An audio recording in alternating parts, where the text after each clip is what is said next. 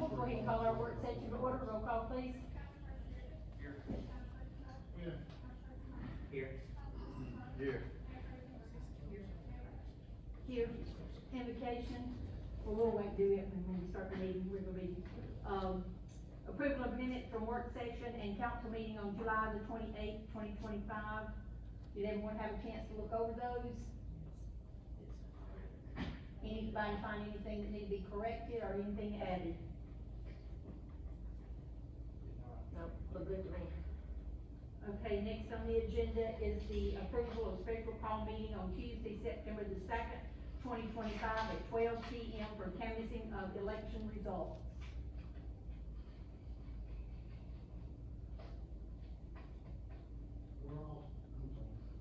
We're all supposed to be here now. 12 p.m. Okay, well, someone needs to make that motion for us to set this date. Training Associates, speed bumps and culverts, Chris, and I'm sorry, the other gentleman? Jeff Stevenson. Okay. I'll let Jeff talk about the back stuff and I'll go with the whole. Okay, appreciate y'all being here. This is Jeff Stevenson, he's our director of traffic engineering. So we'll kind of discuss the speed bumps and all, Okay. about culverts and drainage. Okay.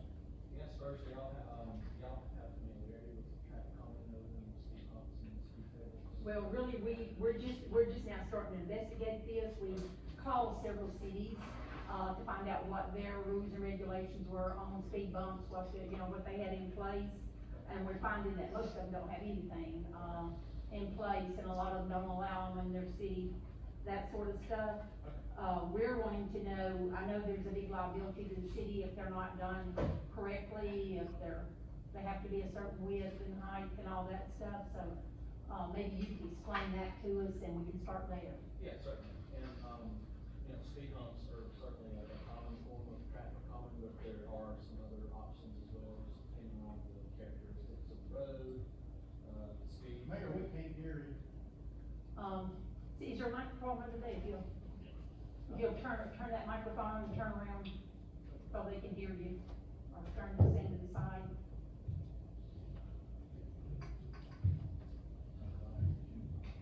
Should be a turn on button there. It's on the side.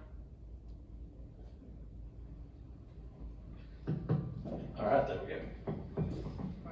All right, sorry about that. So what I was saying was that speed humps and speed tables are certainly a common form of traffic calming measures. There are some other options to consider from a traffic calming standpoint, depending on the characteristics of the road, the speed, the speeds that are being traveled, things of that nature, the nature of the feedback that you're getting from the neighborhoods. Most of these are in subdivisions. In subdivisions, okay. So what we would typically do, in looking at a specific site would be to go out and collect speed data to perform the speed study. Those are the black road tubes that you've probably seen out on roads, and there's usually a pair of them. Those will collect travel speeds. We'll take that information and do some observations in person, kind of check out the road and everything in the neighborhood. And then from there, we would, compare that against, some of the standards and regulations that you were speaking of earlier, and then make some recommendations. Really, each site is, specific to the conditions at those sites, so we would just have to look at them kind of individually. As far as like the research that you conducted with other cities, they may or may not have a written or at least somewhere captured what they call a traffic calming policy, which gives some guidance on certain measures that they can do based off of certain characteristics in a neighborhood. It could be traffic volume on the road, it could be speeds, the size of the neighborhood, various different things. So I guess it really just kind of depends on the characteristics of the neighborhoods where you've gotten this feedback, and we would just have to take a look at those and make some recommendations on that. Okay. So I guess do y'all have any specific questions about? Any council have any questions? What would this run us? Is that per, how do you bill that? Yeah, so we kind of look at each, like I say, each case individually. Just to kind of give an example for some scale, we just did a traffic calming set of observations for Trussville High School. So that's one site and one area that we looked at there. That was around $1,500 to look at that, collect the data, do a summary memo, and then present the results. And then it would kind of scale from there if you had additional sites to look at. What kind of cost would it be for us to have a recommended possible regulations for you guys to look at a policy? Like a traffic calming create- policy to create right. that. Yeah, those can depend on how sophisticated you want them to be. Some of it is going to have to do with the rate of growth that, you know, the city's experiencing. So if you're growing really fast, we would have to be a little bit more aggressive in how we approach that. But it's kind of hard to put a number on that, but I would say we could probably do something like that for $7,500 to $10,000, somewhere in that range. And that's just to create a That's to policy create and a ordinance. That's to create a policy, that's right. In your opinion, you deal with this professionally, it seems like some cities have just said, look, we're out of this business because of the exposure and the headaches, because it seems to be that, you know, once they install them, they never come back and remove them. They're there for life, pretty much what I'm seeing from other municipalities. What are the pros and cons generally, in your professional opinion, of having speed bumps or humps in communities? Having speed bumps. So I guess the pros is that they do slow down traffic in the areas where the speed humps are at. My concern with speed humps, usually we like to try to look at all other options first before we get to speed bumps. The cons, in my personal and professional opinion, there are more cons than pros to speed bumps. You do tend to see a lot of, you know, if people don't know that they're there or they sneak up on them, then, you know, you can start seeing some car remnants starting to accumulate and things like that around them. They tend to accumulate, you know, junk and things like that around them. From a speed control standpoint, what I have observed in a lot of places where they go in is, like I said, they're effective where they are, but then a lot of drivers kind of make up their loss of speed in between speed humps if you have a series of them. So at the end of the day, they get to the destination about the same amount of time, but they're effective in some cases, but like I said, they're usually my kind of last resort. What does that progression look like? What are some of the first mitigation measures you like to take before you get to the speed hump? So I like to look at seeing if there's ways that you can, and again, these are gonna be in generalities, some sites this may work for, may not, but a lot of times if you give the effect of a narrower road with some edge striping, kind of creep the edge striping in a little bit, you can give the impression of a narrower road, and that will cause vehicles to travel a little bit more slowly a lot of times. I prefer speed tables over speed humps, which gives you a little bit more of a, it's less of a, you know, sudden jolt. It's more of a, you get up on it and you can drive on it a little bit and then you're back down. So it's not quite as, I guess, aggressive as a speed hump, but doesn't really have the same drastic effect on the vehicle, if that makes sense. And then there's some other measures as well, but those are usually the most common ones. Sometimes you'll see little circles put in intersections to kind of give a little bit of a weave. Anytime you can make a vehicle divert off of a straight path, that will usually result in a little bit of a reduction in speed. And what about rumble strips? Is that an option that you see in subdivisions? Is that even something that's done?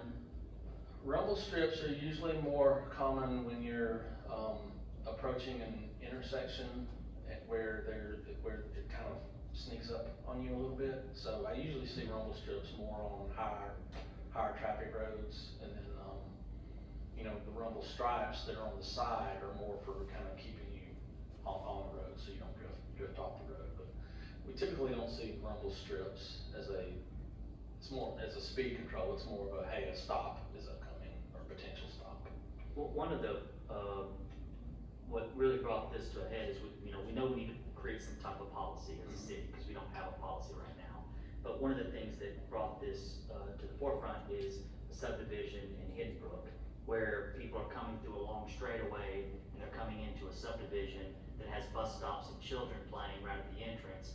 And so, in that type of situation, would you recommend something like a sign that flashes that tells them their speed, or, are there any other options that you would recommend besides bumps?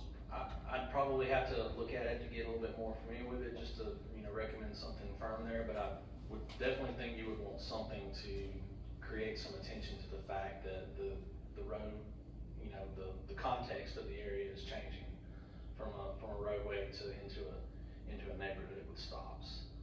So I couldn't speak to exactly what the option would be there without looking at it, but I definitely would see you would want something there. So basically, if what I'm hearing you correctly is what you would recommend is doing this study similar to what you just did for Trussell High School. Look at this particular area, and that study would be somewhere around the $1,500 range, most likely, and come back and let us know what you're seeing. And then we could also, in the meantime, possibly start working on some type of policy as a city to consider, Yes, so that would be my recommendation, and we have also. Yeah, I'm agreeing. We've also prepared those policies for cities as well. We do that as well, where we help to craft the language and some of the recommendations in those. So if you needed any help with that, we could help with that as well. But to answer your question, yes, we would recommend doing a study to develop some recommendations there. Thank you, Mayor. That's all the question I have. Any other councilperson have any questions? I think the answer Can just. I ask a question? Go ahead. In some of these places, I know stop signs are not popular, but if they don't stop people, at least slow them down. I know that where we turn to go up to the freeway, they put that sign and everybody stayed mad about it, but now everybody pretty well accepts that you gotta act like you got good sense when you go around the corner over there. Police will have to write a few tickets, but that's when the word gets out, it don't make the police popular, but, four-way stops like in front of Mr. Hartley's house. There's a stop sign there, but it's not, and I pulled out of his driveway, he was talking about it, and I know there's specs that you're supposed to have a certain amount of distance on the road when you build it, but this one hadn't got that kind of distance, site distance.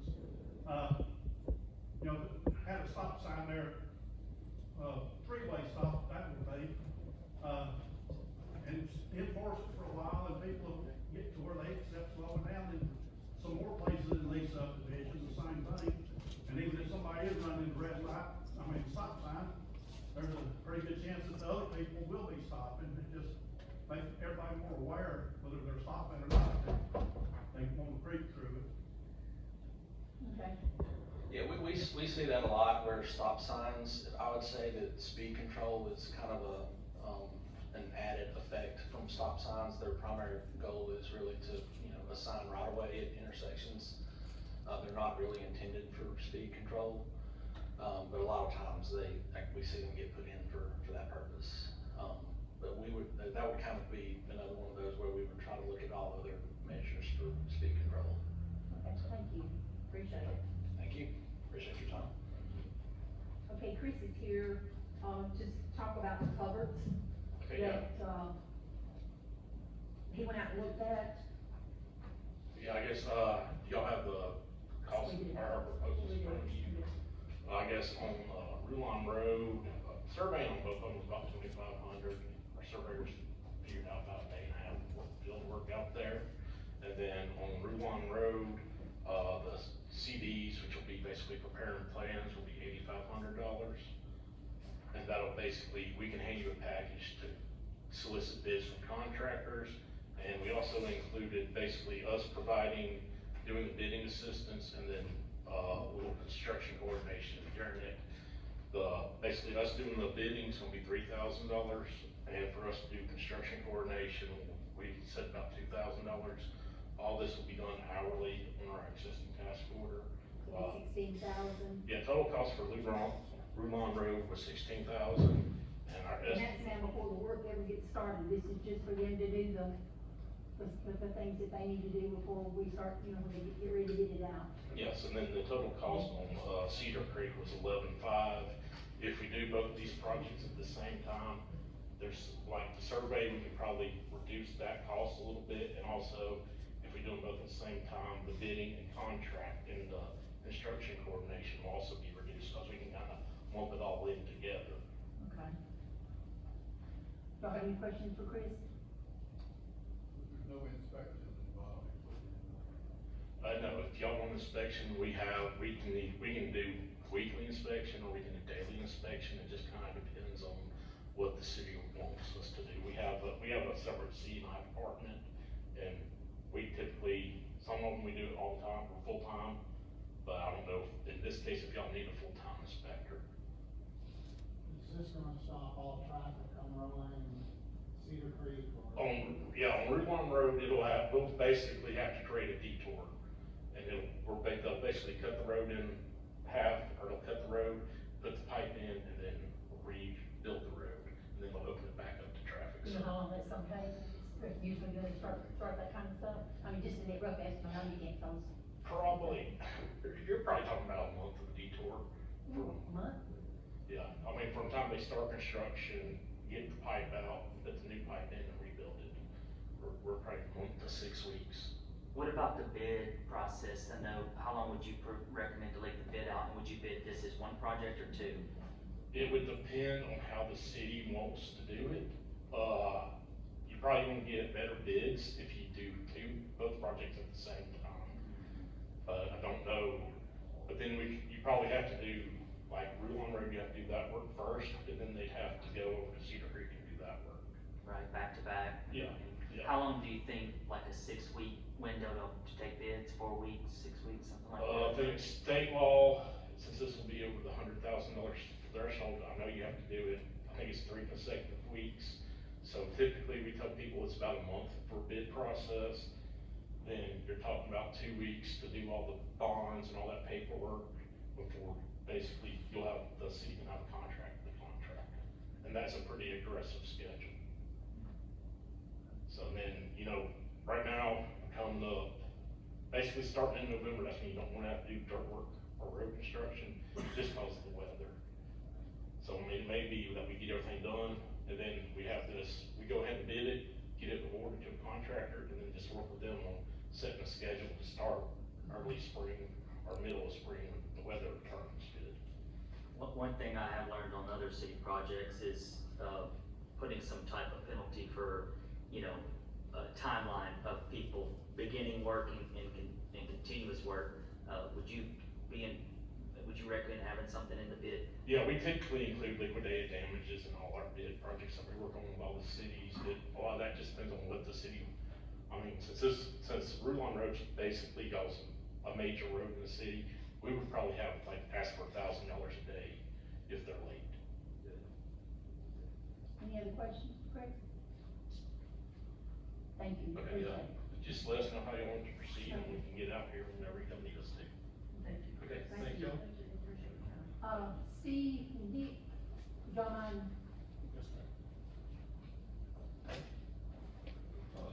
So we met with the county engineers. would you mind stepping up here to this mic, please? I think I talk loud enough for everybody. So we met with the county engineers out on Brulé Road, and, basically, the county engineer's opinion was the city can continue to patch that area where the road is getting bad because the bad culvert under it. However, eventually it's going to need to be totally replaced. It's not going to last. So it's just a matter of, does the city want to spend money patching it for the next few years and still have to spend the money to replace it? Or does the city want to replace it once and have it done correctly? I will say this, I spoke with Dan Dalkey, after I met with him, my husband had an appointment, I couldn't be there, but he, told me that it may last for a year, it may last for 2 years, and depending on the rain, it could last, less. All I know that he said that we probably need to consider trying to go ahead and try to get something in place to do it. Nick, did you have anything else to add to that, The only thing that I have to add is what, me and Mr. Dockett talked about, that because essentially putting a a double barrel concrete tunnel under there, it will become a quote-unquote bridge, which moving forward, I think every other year, maybe every third year, will require a annual bridge inspection, which he recommended that we hire out instead of having somebody on staff that could do that. I think he said Margaret does it on Slaney Road, he said that. He said call Gene over there and that he could tell you who they use. Probably. For it, that he said to, you know, just make sure that it gets inspected every other year. Argo has one bridge every year. Every year, every other. Okay, so it is, he did say that it had to be I couldn't remember if it was every year, every other year. He told me every other year, so. Okay, that may be the legality behind it. And, you know, I was against all this, but after we did meet with Dan and all, it looks like we're just gonna have to fight for it. It is actively deteriorating. And he showed, and I've got pictures of it, I don't know if I've got them in here or not, but I don't think I do, but I've got pictures of it, and I'll be glad to get them in to send it all to y'all, but it's washed out, let me see if I can find it, and I'll pass my phone down and you look at them, but, As the mayor's looking at that, Nick, I had a quick question for you. If we proceed and we did close Roulette Road, would that be a time for you to get in and maybe do some limb work or some light culvert work, cleaning out along Roulette Road? That will probably be an ideal time to do it. you wanna pass it down, there's two pictures that he sent me, if you wanna pass that in. Nick, are there any areas on that road that will be closed that you feel like we need to hire He somebody? did say that it was the pipe, underneath the pipe is deteriorating. Yes. Water and stuff is going all up under there and to the sides of it, so he said it's gonna have to be replaced. The water is actually going under the pipe and trying to push it up, which is what's probably the pictures that he took. And when I spoke to Dan, I asked him, I said, well, you feel like we're going in the right direction with sanitation station? He said he thought that this was probably the best thing they could do. And that's not more, I think, worse since we were out there originally. Getting more road damage too. But going back to what you were saying, I mean, that would interrupt traffic enough to do and work culverts, you know, stuff like that. Any questions for these guys? Nick, are there any areas that road that are gonna be closed that you feel like we need more equipment or different equipment than what the city has, that we might need to have an outside company come in to do, that culvert cleaning and tree cutting and? We've looked at a lot of different options, and I've tossed around a few different ideas. One, the excavator that we have that is way too heavy for the truck. Once you put all that together, you're looking at 13,000 pounds, and the truck doesn't want any more than about 4 or 5. Keep in consideration, that is not a four-wheel drive truck. Yeah. But I mean, we could look at the options of renting a backhoe for a short amount of time, that way we don't have to purchase a rough estimate, $150,000 piece of equipment. The limb work, it just depends. The boom mower that we do have will reach so far, but it will only cut so thick. Some of these tree limbs out there are, you know, 2 or 3 inches in diameter, and I mean, you could just tear it up. In this process, it might be a good time, I was thinking, for you to evaluate that situation and advise us if we're gonna follow through. It's still gonna be a while before that starts, but it's a good time for you to give us an evaluation, in your opinion, of what can be handled and can't be handled, so that we can add that in with the expense. Like I said, we can look at several different options, but with this happening, it depends on what, like he said, if it happens during the spring, if you interrupt traffic and send half of them down the mountain, half of them out Argo Margaret Road, that mitigates traffic to an extent. Right. So. Be a lot better than it has been on here, Oh, yeah. out there for sure, yeah. Okay. Any other questions for these guys? Thank y'all, appreciate it. Thank you, guys. Okay, next is the ordinance number 2025-08-11-307, the roads.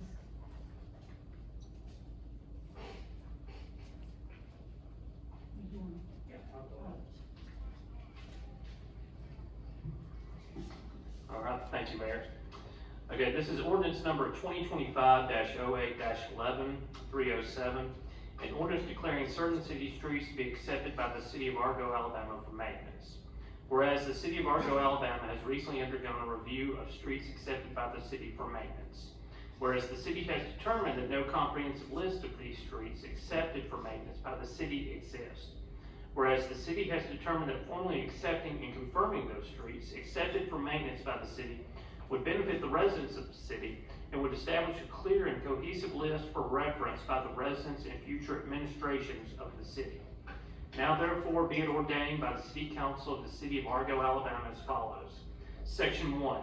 It is hereby declared the attached list of streets within the corporate limits of the City of Argo, Alabama, more particularly described in Exhibit A, are those public streets accepted and adopted for maintenance by the city. Section 2. The streets as listed in the attached Exhibit A are the only streets that the city has acknowledged and accepted for maintenance. The city has not accepted any of the streets for maintenance other than the streets listed herein. Section 3. This ordinance shall become effective immediately upon its adoption, approval, and publication as required by law. And Mayor, if you'd like me to read out Exhibit A. Please. All right. Exhibit A, listing of streets in the city of Argo accepted for maintenance. Allison Lane, 249, 215, and 179 only. Alpine Circle, Angel Circle, Angus Street, Argo Parkway, Autumn Trace, Bagley Drive up to 409, Bill Smith Road, Brook Trail, Brook Way, Brook Circle, Brook Lane, Brook Drive, Buckshot Lane, Bush Lane, Caswell Cul-de-sac, Cedar Creek Road, Churchway up to 117, Country Living Circle, Country View Circle, Country View Road, Crestview Circle, Crestview Lane, Crestview Way, Earl Owens Drive, Farm Lake Road, all except very end property, Fawns Way, Freeze Mountain Drive, Jean Glen Lane, Greenleaf Lane, Hawks Bend Lane, Hickory Valley Road, Hill Street, Honey Cove Way, In the Woods Circle, John Owens Road, Katy Lane, Loop Road, May Circle, Majestic Pines Lane, Margaret Lane, Mary Ann Lane, Master Road, Misty Pines Way, Moccasin Trail, Narrow Lane up to 84, Oak Hill Circle, Olivia Drive, Osceola Circle, Pine Knoll Drive, Pine Lane, Reuben Circle, Ridge Road, Ridgecrest Lane, Ridgeview Drive, Rocky Lane, Rocky Ridge Road, Rosewood Lane, Roulane Road, Seminole Trail, Shadow Cove Lane, Smith Ridge Way up to 208, Summit Ridge Way, Sweet Gum Lane, Timber Ridge Drive, Tom L. Smith, Twisted Oak Circle, Venable Road, Weems Road, 978 to Will Keith Road up to 1041, Wolf Drive up to Cul-de-sac, Woodland Ridge, 1005 to 1435 only, Woodrow Lane, all except 90. Does any of the council have anything? Any of you have anything? No, ma'am. Dave? Dennis, you have anything?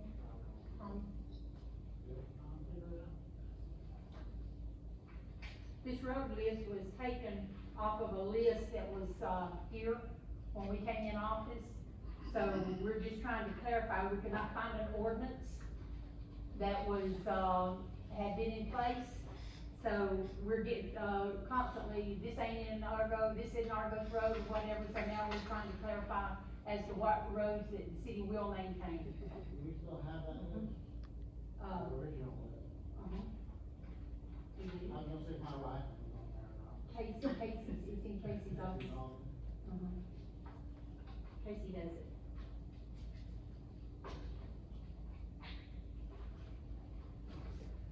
Okay, moving on then, the council don't have anything? Bush hog repair. You'll notice there is a, estimate in there from Liberty Automotive. What happened was, Nick hit something out trying to cut the sides of the road, and it bent the frame, and Nick could probably explain it a little bit better than I can. Nick, would you like to explain that? I think you're on the spot.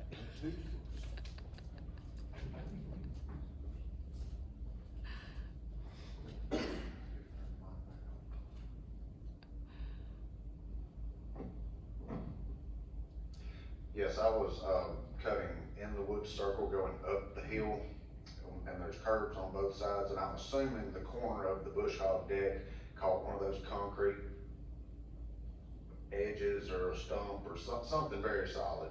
And whenever it caught, it drug the whole tractor over into the ditch and bent the corner of the bush hog. So essentially it would not maintain a regulated height to cut without these repairs being done.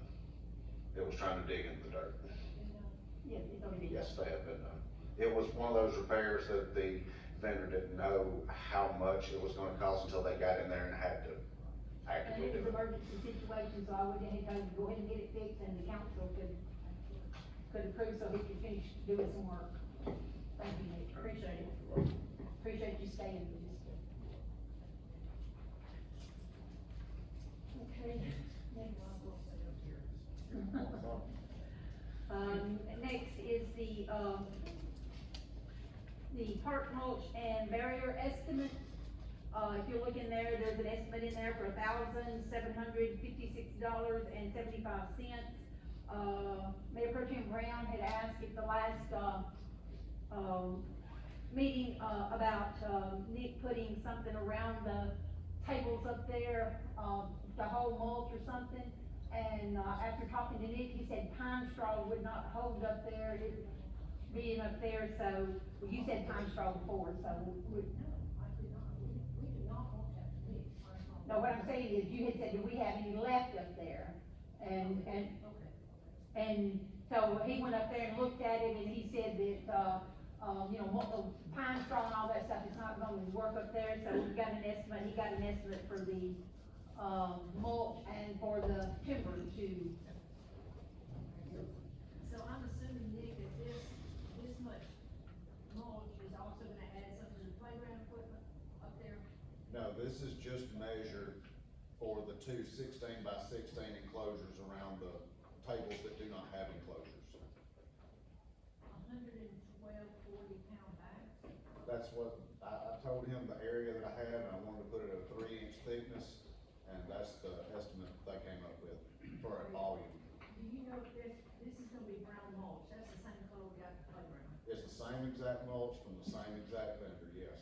Okay. So if there's any layout, then we need it at the playground. We do not. We don't need it under the swings at the playground? No, ma'am. Okay.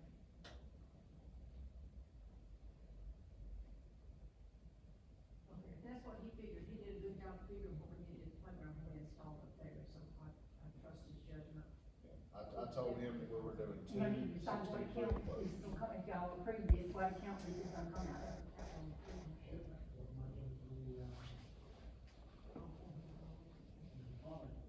Mm-hmm.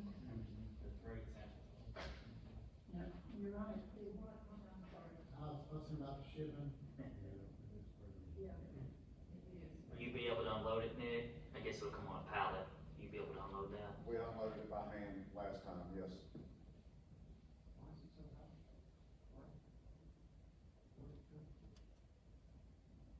Do you know where this is coming from, Nick? Should be Rubber Mulch Warehouse is where it was shipped from last time. It came from Pelham, sir? The vendor is in Pelham, but it actually shipped out of Georgia, I think.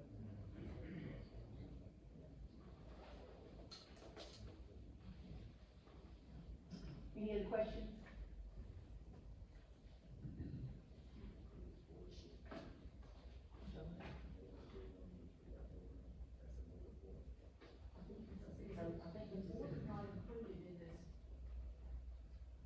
No, it's $431.68 extra for that. So we need to approve, that 431 covers all the bordering for these mulch beds.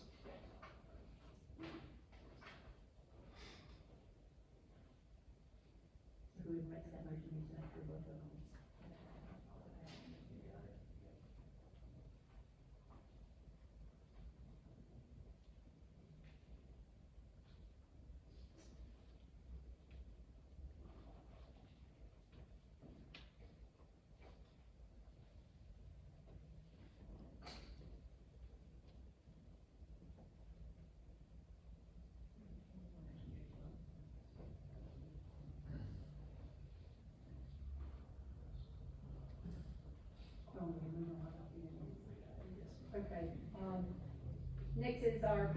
report?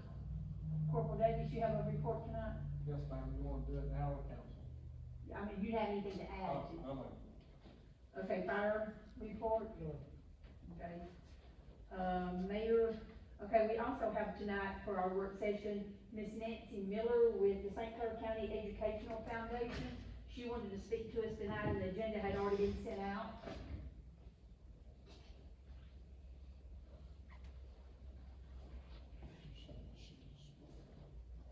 Is it still on? All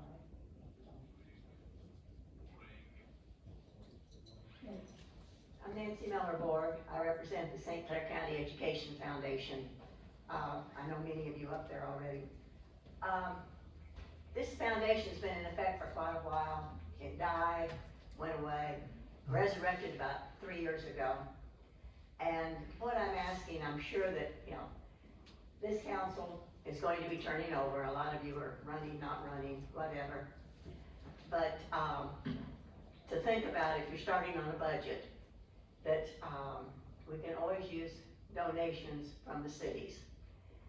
Your school mainly is Springville, and last year, 2 cycles, I'm sorry, we gave Springville 12 awards. These go directly to the teachers. They put in a grant application for what they want in their classroom. It's things that the Board of Education doesn't provide for the schools. And we have a committee that vets all of them, and then we make awards from usually around $750. Last year, we gave $24,719 to the schools. Our major fundraiser is a gala event. Next year it's going to be February 14th in Homestead Hollow. And another thing we'd like is any of you who have businesses, you can buy a table. I know the cities don't do that, but individuals can buy a table, or for $100 you can come. Last year was our first one. It was really fantastic.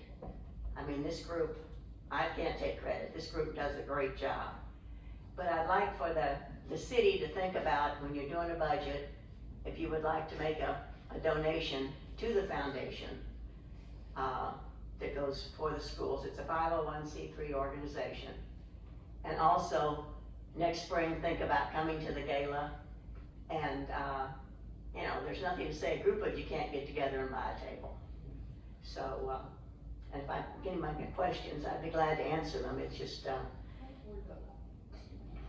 Nancy, what were the grants per teacher that was awarded? about $750. Each teacher? Right. They can ask for how much they need. If they need X number of books or something that comes to $500, that's what they put in for. But we give up to $750. Ms. Nancy, are there any other St. Clair County municipalities that are currently giving donating money each year?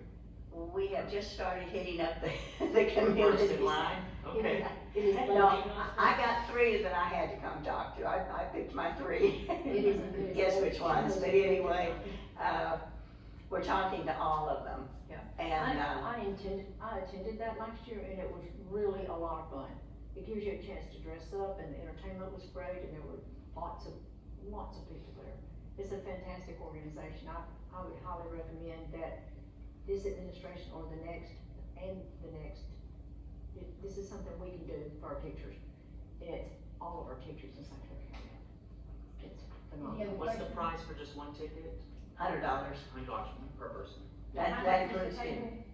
There's 8 at a table. Okay, so a business can sponsor a table for $100? For $800. Excuse me. No.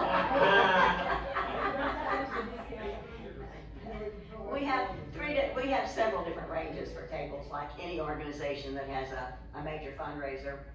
$5,000, $3,000, and $1,500 are the price for the tables, which is, Off your wallet, then. I know you guys can just throw in your petty change, right? But that's the thing, that the individual tickets, like I said, are $100. But if you've got an organization, a business that would like to sponsor a table, we'd be glad to have it. I know the attorneys get a little antsy about the city's trying to sponsor a table, but there's nothing wrong with, I don't think, with sponsoring a, And attorneys can do that. Yeah. They can sponsor a table. I think that's a good idea, that we need more attorneys doing it, but. I was real disappointed last year, Nancy and I discussed this, I was real disappointed last year that there were no county commissioners there. The county commission chairman was not there. He There did were- buy a ticket. One of those things you just need to show up, in my opinion. There were very few, even elected officials within the whole St. Clair County that were there, and that is embarrassing to me, as a citizen and as a leader of the county, in the county, that was embarrassing. So I hope that we can all, encourage each other in different municipalities to participate in this and to support our teachers. There were a lot of teachers there and their husbands and wives. They were all very gracious and appreciative of the grants that they got. But this is an organization, like Nancy said, that dissolved into non-existence, and now it's been reborn, basically. And we have an opportunity to be at the ground of that and to do everything that we can do as a city and as an individual, to help promote that. It's an organization that when I come off the council, I would be very interested in getting more involved in. I was that impressed with it, and I don't have a lot of time to fill. We'll take you. Anyone else? Thank you. Thank you. Thank you, Nancy, for making the trip down here. Okay, next, at our work session is Mr. Chris McCombs. There's a complaint in your packet. And if you'll recall, Mr. McCombs, has been before the council before with an issue with the same chickens. Roosters, not chickens. Yeah, roosters. Would you mind coming up to the?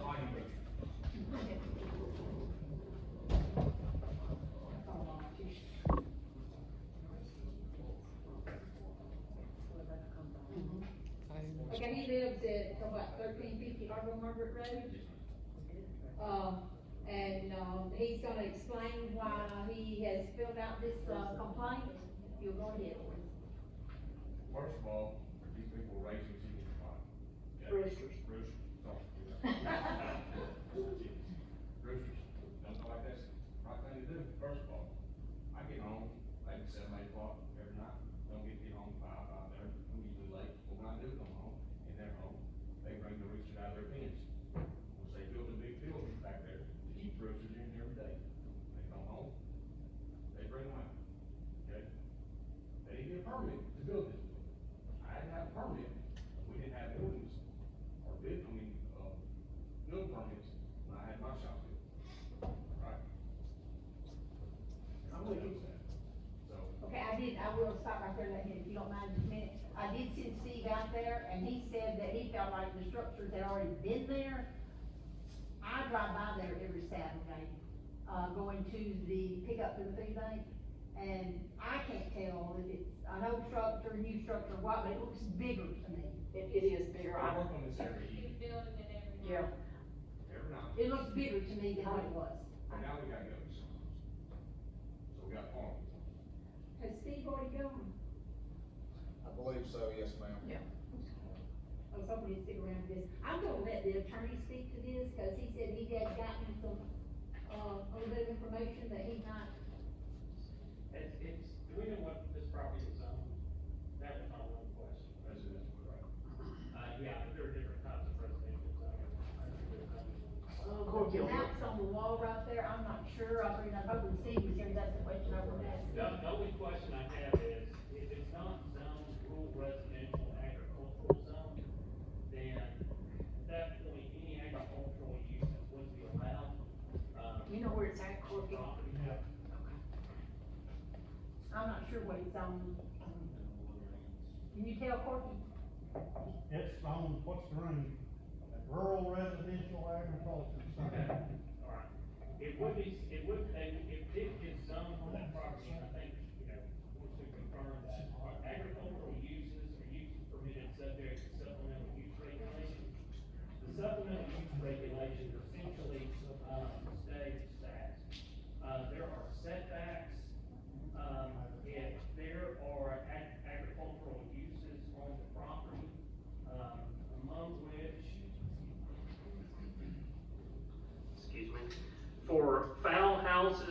be 100 feet from adjoining lot lines, 300 feet from nearest thoroughfare right of way, 300 feet to the nearest existing residence on any adjoining property on that. So essentially, you would have to, I think the building inspector would need to go out there and take a look at it and see if that building and the fowl house itself is in compliance with the setback requirements. And in the supplemental regulations, it essentially states that, they have to be ran in accordance, all agricultural practices must comply with the USDA Field Office Technical Guide standards and specifications. It's got further, requirements for poultry houses. Do you have any idea how many they have out there? Okay, there's a cutoff, which basically says that they're housing more than 500 birds. I think it expands those setbacks even more. Not that many, okay. And, I think the last time we came through that, like 65, 70. okay, all right. Nevertheless, if it is zoned RR, it is subject to that, but it would be subject to the regulations as set forth within the zoning ordinance as well. Actually, it's low density residential, it's not agricultural. Okay. And it joins neighborhood residential, which means there'll be a difference in the. I don't think that line is that far back, it's not that far back from the line, is it? From their property line there, how far back can you tell? They're butted up all right. So, Okay. but I mean, I put a lot of money out here. When I got here, and now it became a problem to me, because I spent a lot of money up there on that hill, a lot. And, what would y'all do? Well, If you spent the money I did on this piece of property, what would y'all do when y'all came? And you wanted to rest. Okay? Some nights I'll get home midnight. And you want to come home, sit on your back porch, you hear yours. And plus, they're raising, and I know that's not a crime. But if I was up there raising dollars, $5, I would never do it. I would pick it up like that. Well, Chris, it's not how we feel Yeah, about it. I know. It's like, and we dug into that law, last time, we dug into it as far as we could go, Yes, ma'am, I know. short of changing legislation.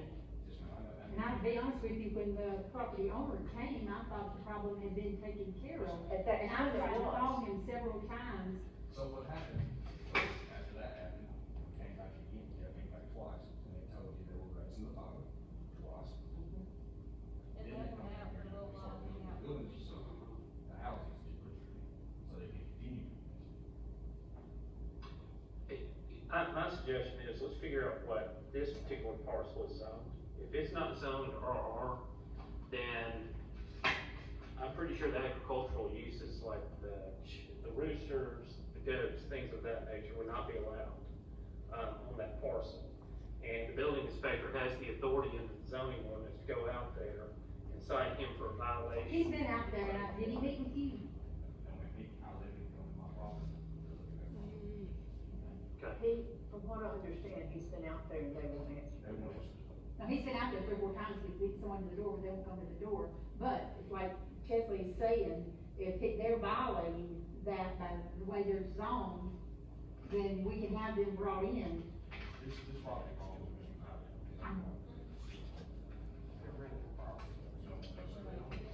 Okay. It's somebody else's name. He bought the property, they're, They own the property for them. they're basically, he told us that. Well, if that's the case, then a notice of violation of the zoning ordinance would need to be sent to whoever is the current owner of the property. Yeah, yeah. Legally, they can't. Yeah, he came and he said that he owned that property. Well, Yeah. whoever is the legal owner of the title of the property is the one that the notice and citation needs to be served on at that point. Doesn't matter who's living in there, it's like a landlord-tenant situation. That could have changed, I think, the way he talked to me, it was a lease purchase. But That that typically means that title has not transferred yet though, so it would still be the original owner who owns that property at that point. So what we can do is, Steve gets here tomorrow. Sure, and look at, yeah, sure will, look at it, and then, if it's zoned the way Chet, that Corky and saying it's zoned and everything, then, we'll just have to send the property owner a notice and let him come into a council meeting. If he doesn't do that, then I guess we'll have to, what? Zoning ordinance sets out a process by which you would decide it criminally for violation if it fails to correct the issue. That would be, up to a $500 fine or up to, I believe, 6 months in jail. So he had to be brought to court. Thank you. Appreciate your coming.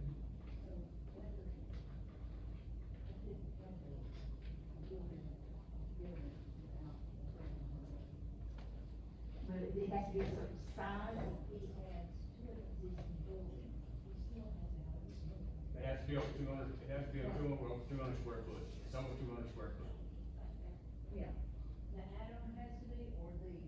The structure cannot be over 200 square foot. I mean, if it's under 200 square foot, you do not have to have a permit. If it's over 200 square foot, you have to have a permit. But my question is, if we're at 150 square feet, we add 50 square feet, Yes, ma'am. then that needs to be. Oh, there's no telling how many square feet it is now. Yeah, I mean, that's building every time. And the setbacks are not enough anyway, whatever size. No, I don't think setbacks are enough, and also, in passing, I've never stopped there, but in passing, to me, it looks like they built on more and more to that structure. I've walked up in. My, 2 doors down from me is their backyards. I've walked into my neighbor's backyard and it's definitely been added to. And the noise, I mean, you would think that chickens only make noise in the morning before daylight, but they make noise all the time. Mr. Roosters. McCollum, you had said before too that they're hammering all during the night and all. Could you possibly call Central Dispatch and make a police report when they're, cause we do have a noise ordinance. Yeah, my thing is, y'all got more to do than that, you know? I mean, I'm not trying to, But- I'm not trying to be real petty. Casey, you got something? Yes, ma'am, I'm not familiar with the case, I just had a question, is it unliving, like unfit living conditions of the animals, or do you know? No, they actually got air conditioner out there, man. Oh, that takes These my, are- that takes my time. These are very valuable roosters. Have them all tied to the ground. I mean, they said they sell them for $100 a piece. So, it's going to have to, you know, that die. Isn't it illegal to fight them? It is illegal to. They're not fighting them there. Yeah. The illegal part of the action fight.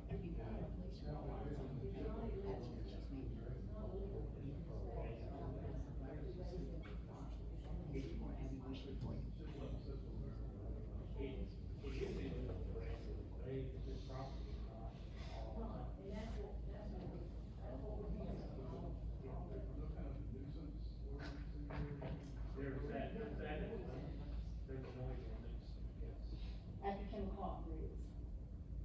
Yep. Chris, what we did last time is we recorded the noise.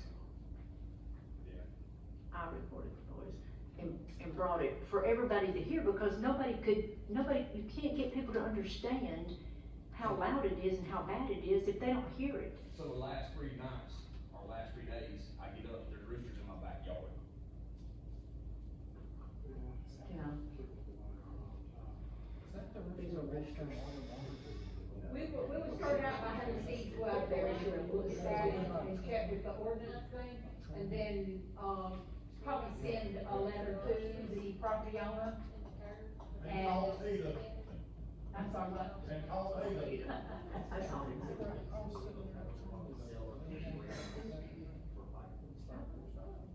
It is illegal to transport, but they're not.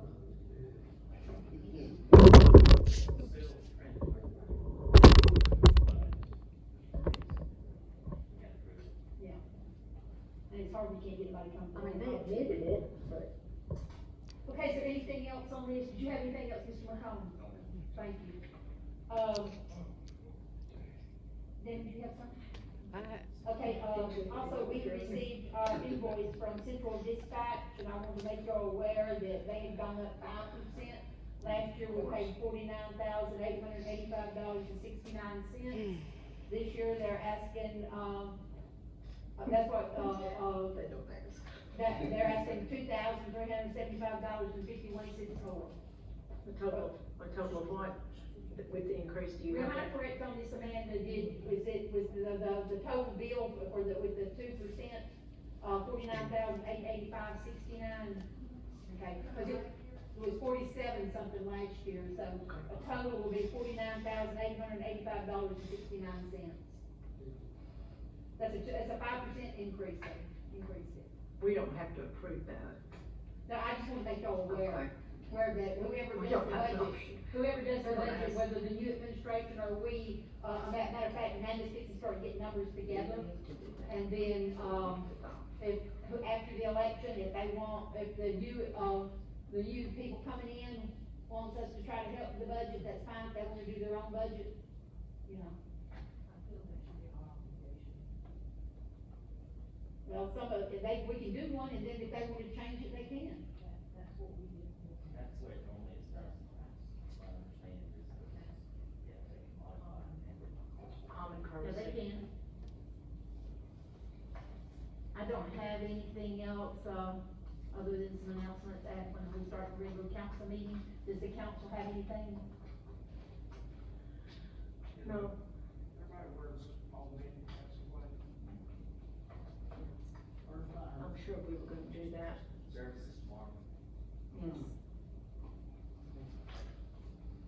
Anybody else for adjourning the work session? No. You would adjourn work session? Second? All in favor? Aye. Anybody need to take a break before we go into the council meeting?